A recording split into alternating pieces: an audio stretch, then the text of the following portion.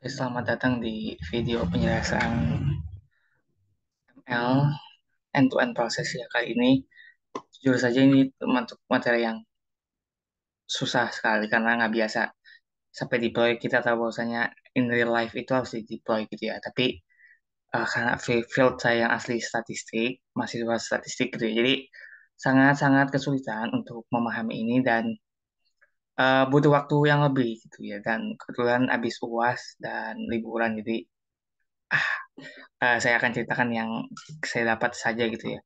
Di pada intinya uh, pakai data Boston house pricing yang uh, kita semua tahu bahkan ada di salah satu library Python gitu ya. Jadi seperti ini ada sekian data gitu ya untuk uh, mendeteksi harga rumah ya, harga rumah di Boston, salah satu kota atau negara bagian di US. Oke, ini median value-nya gitu ya, dan ini ada X-nya banyak gitu ya. Saya nggak jelaskan di sini karena akan menghabiskan waktu. Em, Ya biasa, karena ini tentu numerik ya, saya pakai regresi linear berganda seperti biasa. Jadi ini ya eh, tipis-tipis lah untuk visualisasi gitu ya. Uh, dan matter sih sebenarnya tapi ya nggak terlalu dipermasalahkan gitu. Terus kita move ke splitnya 0,3 saya pakai, terus extrainnya biasa, terus saya melakukan standard scalar untuk extrain dan untuk extract pun. Setelah itu kita masukkan ke modelnya ini regresi biasa. Mungkin saya untuk menjelaskan lebih bisa menuliskan gitu ya.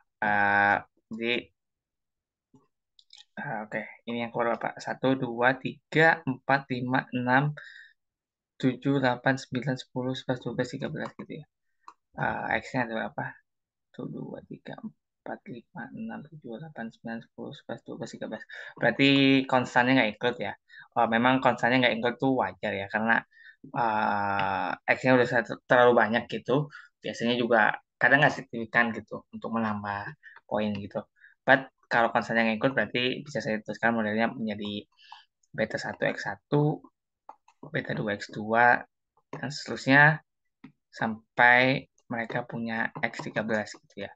Nah, karena linear regression biasa tidak ada interaksi antara X1 dengan X2 dan seterusnya, atau bahkan X1 dibuat kuadrat gitu.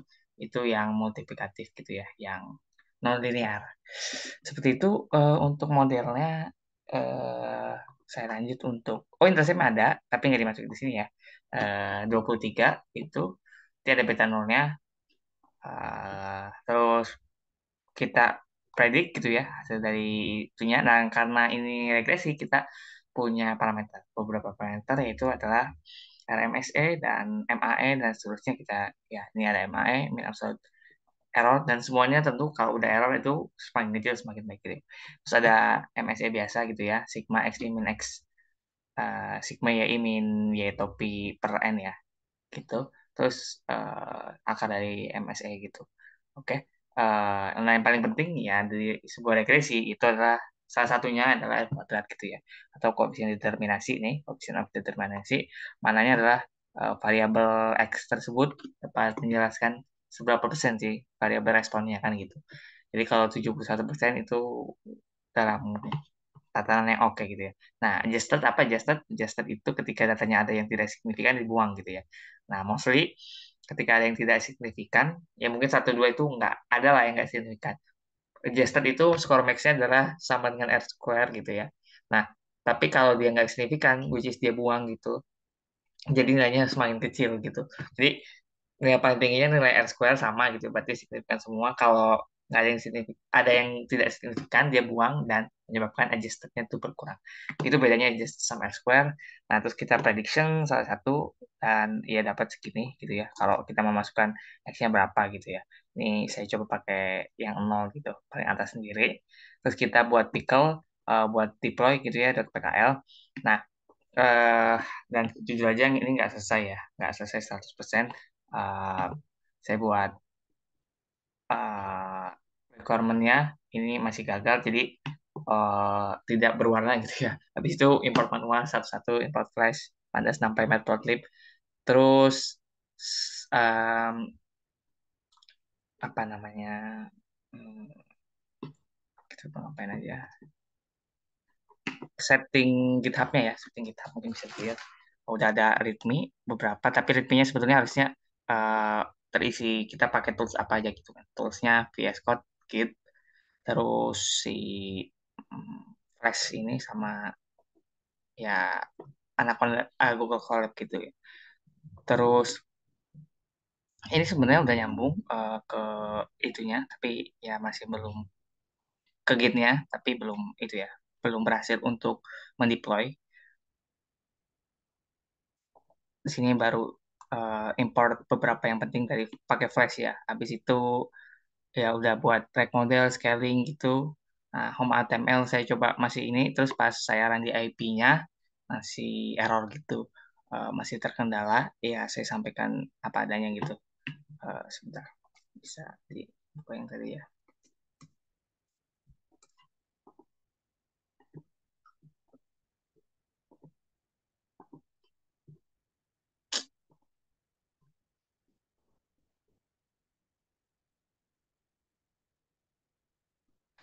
Wait.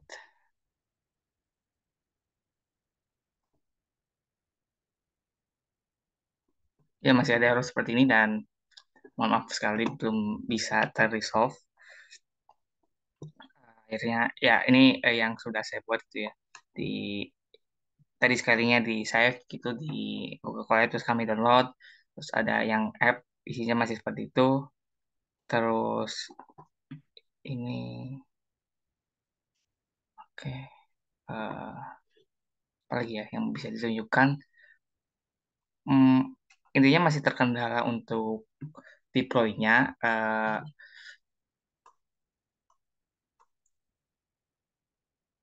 Harusnya tuh kan finalnya saya tahu ketika kita simple aja gitu di web, eh, di IP gitu ya, misalnya nggak deploy pakai Heroku, kayak Heroku ini yang tutorial yang saya dapat gitu ya.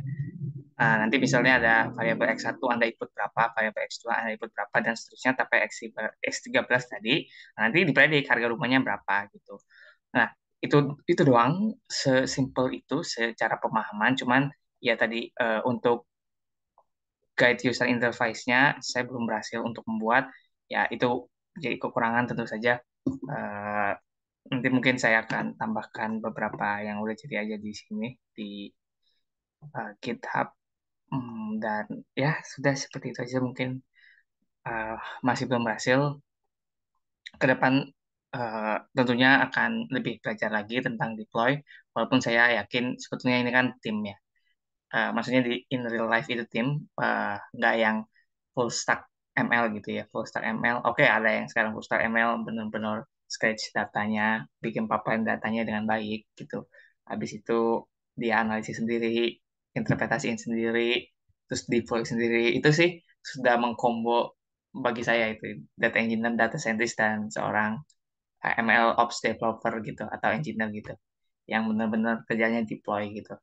uh, Sebenarnya saya pribadi lebih tertarik dan fokus kepada analitiknya saja karena punya pemahaman statistik yang mendalam, teori-teori dan metode-metode yang cukup advance gitu.